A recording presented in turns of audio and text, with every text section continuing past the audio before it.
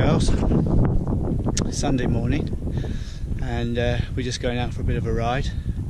I'll bring you guys along. It's not so much a training ride today, it's just a ride out, stretch the legs, put some kilometres into the legs. So I'll keep stopping off and letting you guys know where we are. We're going to head over for Aladana. That's the white village you can see. Big T likes Aladana, it's one of his favourite villages. So we're heading over there first, and then we will probably climb up from there and take the trail that goes across up the top of the mountain, the one that you've been up with me before. You won't see on this camera, but about halfway up the mountain there's a trail that goes all the way along to the back of Casarabanella. So we'll probably ride along there, and then we will drop onto the course for the Casarabanella race that I did, that I've taken you guys round already, but we'll do it in reverse. So we'll go the reverse way round and ride that. So that's my intention anyway. We'll see how we get on. Okay guys and girls, hope everyone's doing well, having a nice Sunday, or whichever day it is when you come to watch this. And I'll bring you along and show you some of the nicer parts of the ride. So I'll be speaking to you later on. Take care.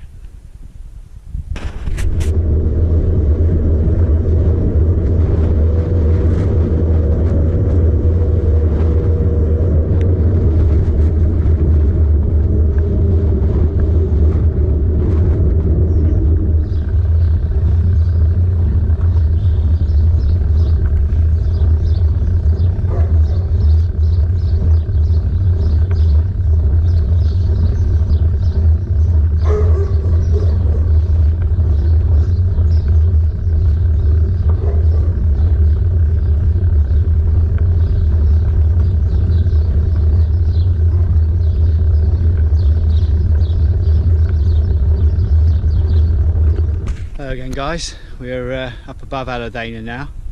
So that's Aladana down there, straight in front of us, the village that you saw me just coming through. And we came up the road that's below that, up from home, and we're looking across towards the east, towards Malaga there in the distance. The hills you can see just sticking up in the middle is Cártama, and then behind that is Malaga. And we're going to go up where you've been with me before, up on this hill. So we're just across from the marble quarry. I don't know if you remember, quite some time ago we stopped off and looked at the old marble quarry, which isn't working anymore. So we're just across from that now, and we're going to head up in, if you can see that track that's going across the hills over there, we're going to follow that across the Sierra, across to the back of Casarabanella. Beautiful day. From up here we can see in the other direction, looking across towards the Black Mountains, Sierra de las Nieves and the Black Mountains. So yeah, very nice, picturesque. Lots of motorbikes out on the road today, lovely day, not too hot. So lots of guys riding around on their bikes. Quite nice to get off the road actually. I just did a little, probably about 3 kilometres on the road from Aladana to get up to here, to get onto the bottom of the track. Alright guys, so I will bring you along. I'll go a little bit up the track there. We've been riding for nearly an hour, so I'll stop for a bite to eat in a moment and bring you guys along and have a chat. Okay, so I'll speak to you soon.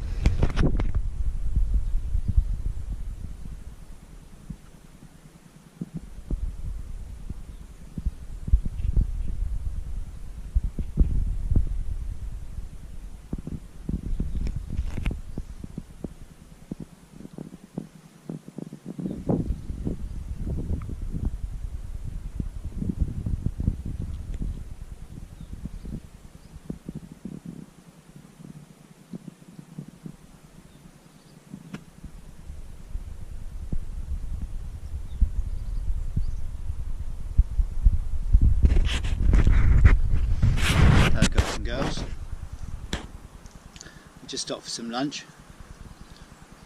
I stopped a bit late actually, about an hour and a half into the ride instead of an hour into the ride.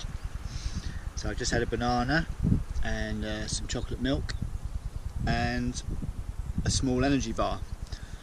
So that should keep us going for another hour. I've just got another energy bar with me to have after another hour or so. So we're going to head along now. You've stopped here with me before actually. We stopped here on the gravel bike and I had rice cakes that I'd made, which I had wrapped up in tin foil. So you have stopped here with me before in this spot. It's quite a good spot. You're kind of a good way into the trail here from the start. So quite a nice area to stop in. And we're going to take that trail up there, the one that goes across halfway up the hill there, just on the other side. It goes around that crest, that ridge I should say, and goes along. Again, we're looking out straight towards the sea, towards Malaga.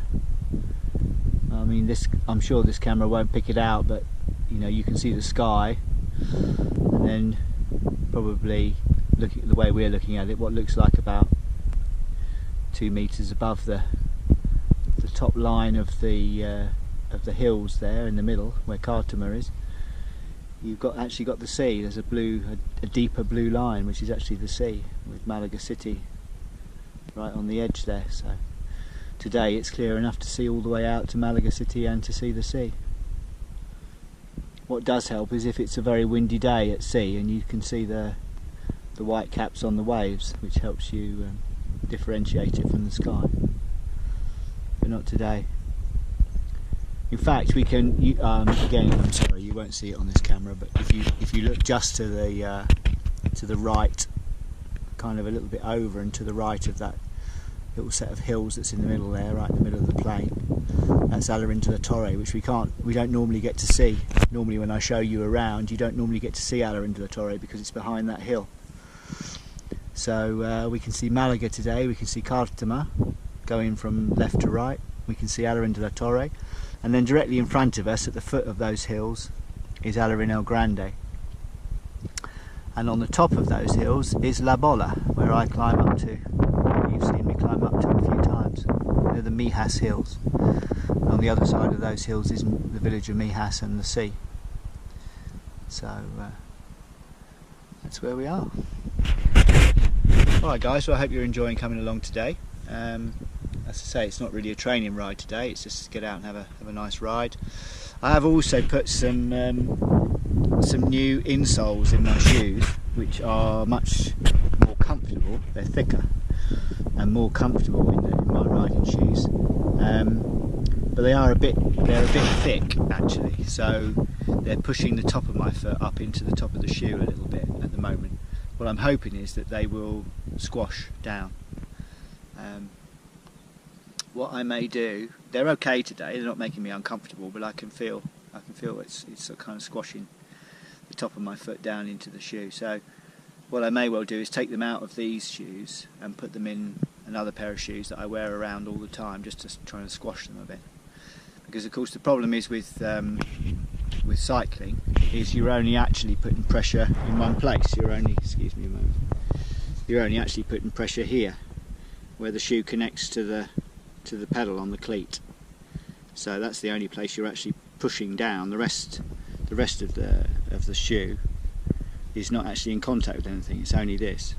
So that's the only part of that insole that you're squashing. You're only squashing that piece. The rest of it you're not squashing down. So if I put it into some put them into some ordinary shoes and walk around on them, so they won't be cut exactly for the other shoes in terms of the size, but it'd be enough just to hopefully squash them down a little bit, because they're very comfortable, and I think for this long race it's going to be nice to have a more comfortable insole in the shoe. So I'm just experimenting with that today. That's another reason for coming out today and trying them. If they don't work, I've bought some thinner ones as well, which I can put in, so that's no problem. But I'd like these ones to work if possible. And they're very nice insoles. They've got all vent holes in and everything to let fresh air through. And if you have to walk through water, it'll help them drain. So yeah, they're nice. It's just if I can make them work. So we will see. Another thing we're trying out today. Oh, and also I've gone over to my more race pack. Instead of the camelback pack, gone over to my more race pack, which is a bit more minimal. I used to ride with this on a motorbike all the time in Morocco. It's a very good pack, very strong, and it's very ergonomic. It really fits you very, very closely. So it's a bit minimal. It's got a very nice big pocket on the side. You can see that zipper there. It's got a very nice big pocket on the side, which is the whole of the back of it inside. So you can put quite a bit of stuff in it if you want to.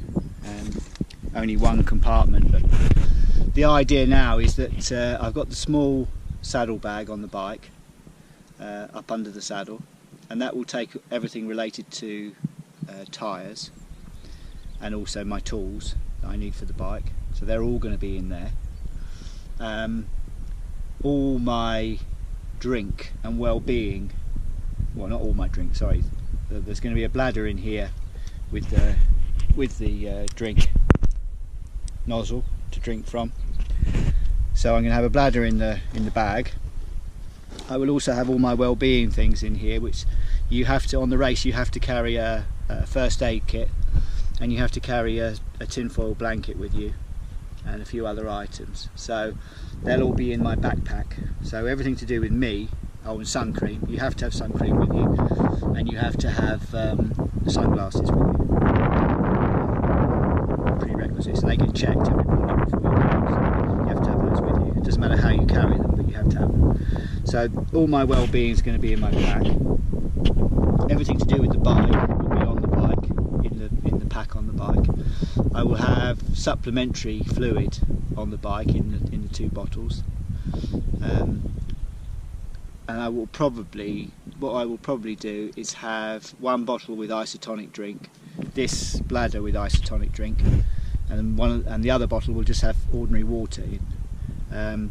Just, you know, I can drink it, but it's also nice to be able to wash your face down or use it for, you know, cooling yourself off or whatever if you need to. So, you know, last resort, but if you need to use it for that, then you've got water on board. So I'll probably have a bottle with isotonic drink, a bottle with water, plain water, and then I'll have isotonic drink in my pack.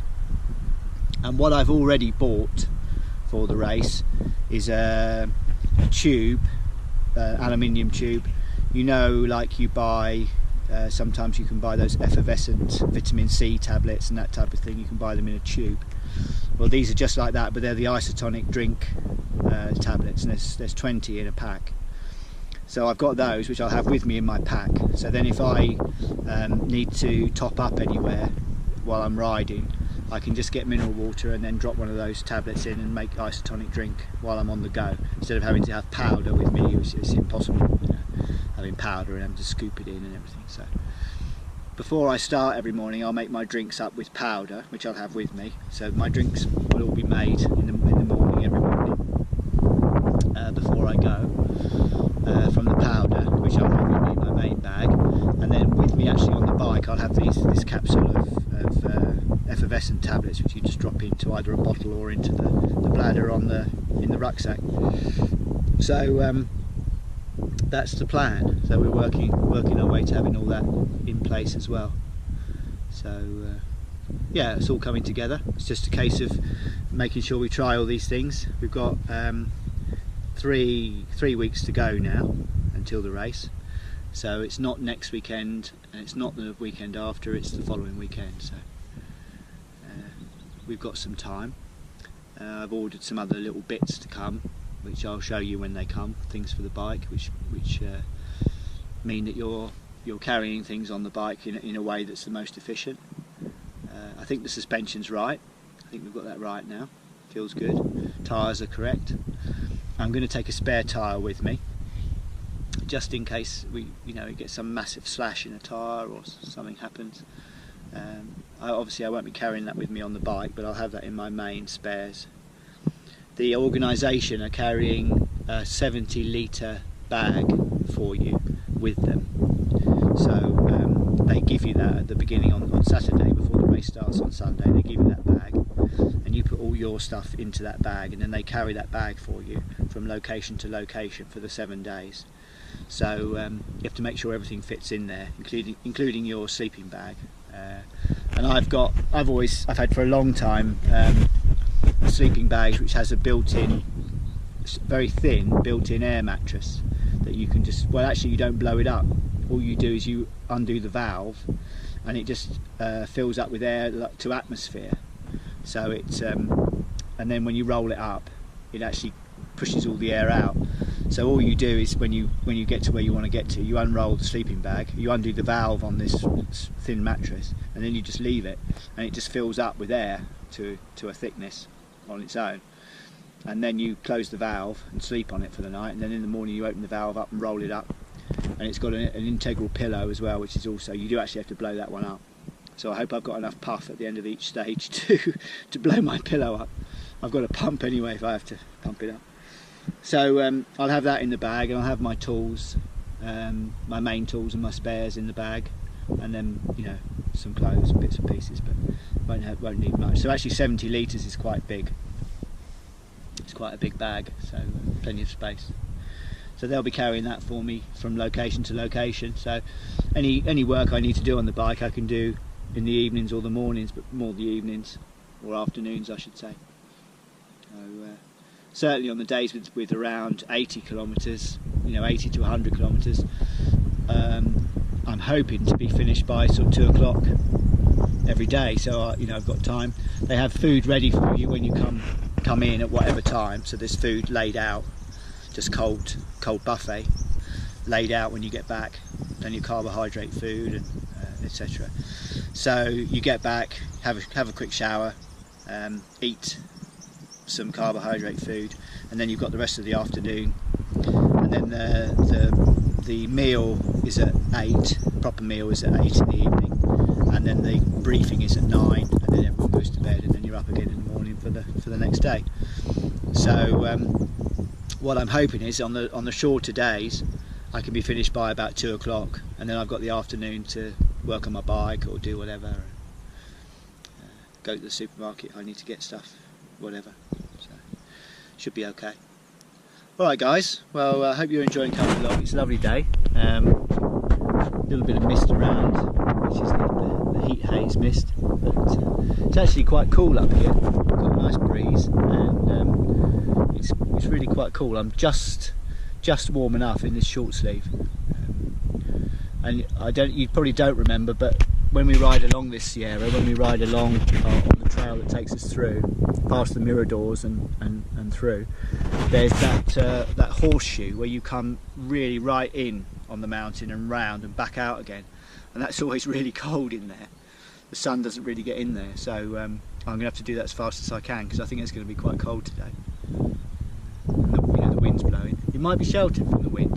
The wind keeps turning around, so sometimes it's behind me and sometimes it's in front of me, but we'll have to see. We'll see when we get along there.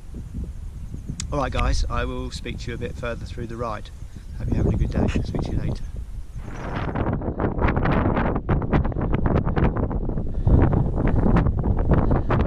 There's Casara Bonella down in the bottom there, guys. This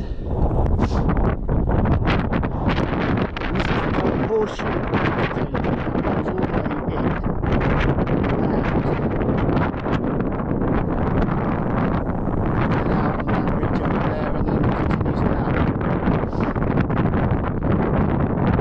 For some reason it's freezing cold, and it's already cold around the corner here, and you can feel the wind's really cold, so I'm going to do this section as quick as I can because it's quite chilly.